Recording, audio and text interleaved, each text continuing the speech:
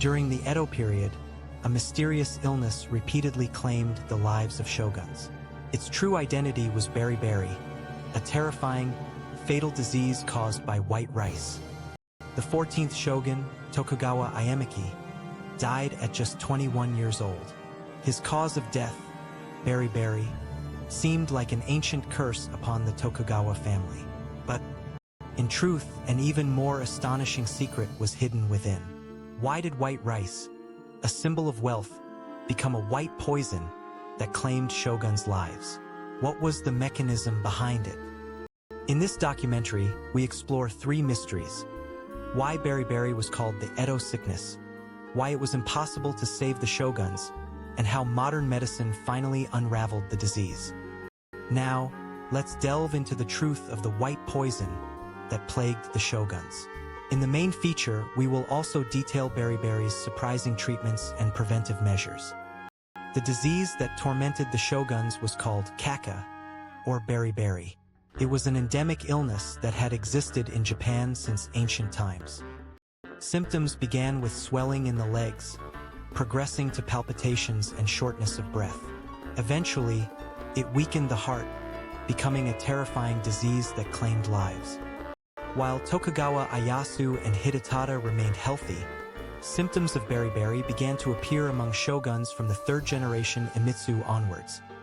The 13th shogun, Tokugawa Ieyasu, notably died from beriberi at the young age of 35, his short life causing great concern throughout the realm.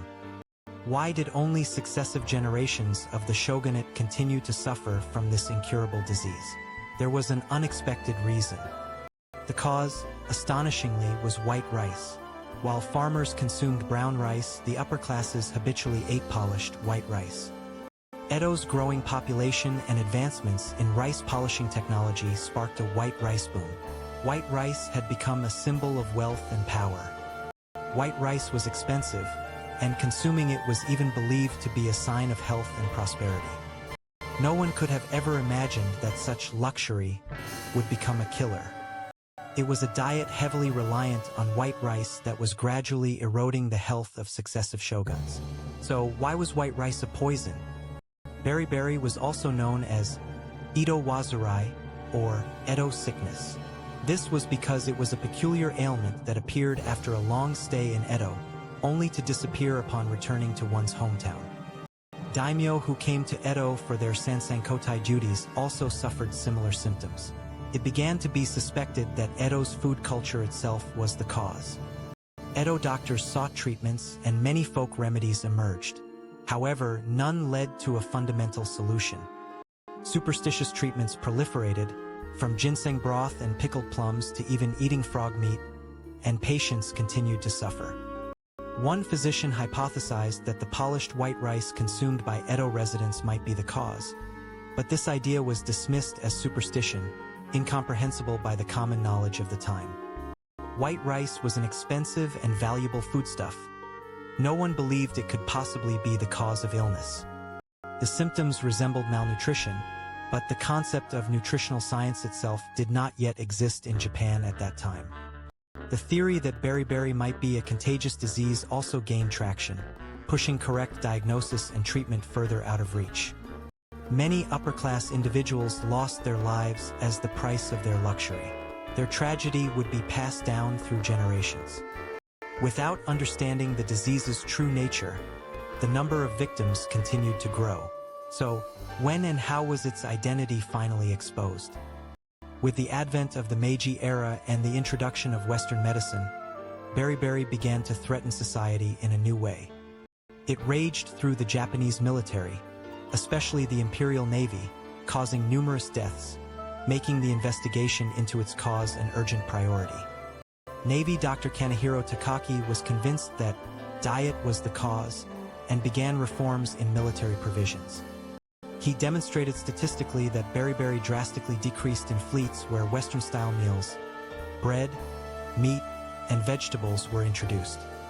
However, the army viewed beriberi as an infectious disease and stubbornly opposed Takaki's proposed switch to barley-mixed rice. As a result, beriberi patients in the army did not decrease. leading to the tragedy in the First Sino-Japanese War where more soldiers died from illness than from combat. Even among doctors, opinions clashed, making the elucidation of Beriberi's true cause even more difficult.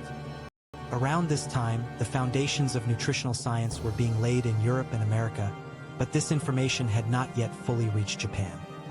Japan's unique dietary culture, heavily reliant on white rice, may have been a contributing factor in delaying the discovery of the disease's cause.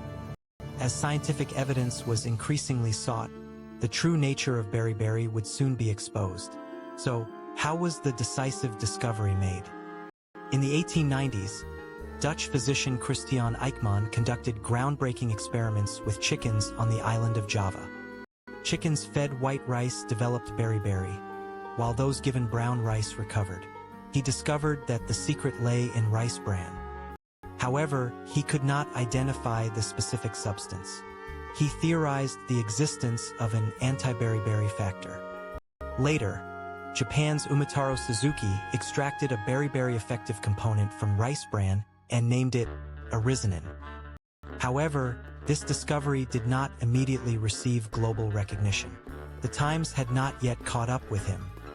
Then, in 1929, Polish biochemist Casimir Funk named the component vitamin and identified it as vitamin B1.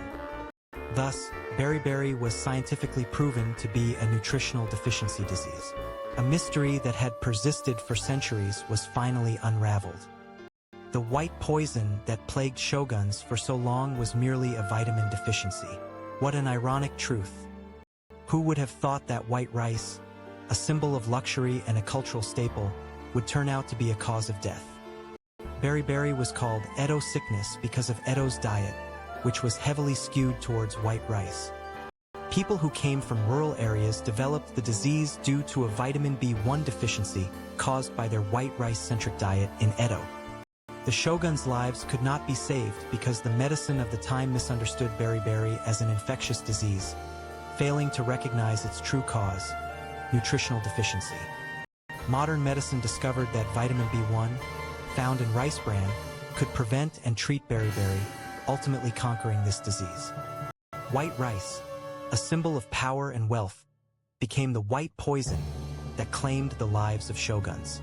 This teaches us about the health risks posed by an unbalanced diet. Even today, living in modern times, perhaps we too should reconsider the importance of dietary balance and nutrition, beyond just appearance or convenience. History still hides untold stories. Subscribe for more forgotten history.